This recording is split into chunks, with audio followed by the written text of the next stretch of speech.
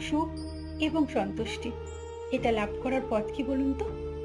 মেনে নেওয়া নাকি ত্যাগ করা? এটা হলো একটা ধাঁধার সমান। যে এটা বুঝতে পারে তার কাছে এটা বন্ধুর সমান। দেখুন, আপনি যেটা বদলাতে পারবেন সেটাকে আপনি বদলে ফেলুন। আর যেটা আপনি বদলাতে পারবেন না সেটাকে স্বীকার করে নিন।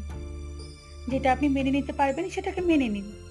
যেটা মেনে নিতে পারবেন না সেটাকে আপনি আপনার থেকে আলাদা করে দিন। ধরুন, আপনার কোনো অভ্যাস আছে যেটা আপনি বদলাতে চাইছেন, তাহলে সেটাকে বদলে ফেলুন।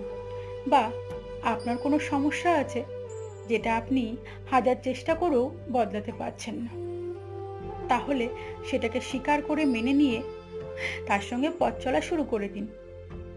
যদি আপনার কোনো আবেগ থাকে বা পরিস্থিতি বা কোনো বস্তু যেটা আপনি মেনে নিতে পারছেন না,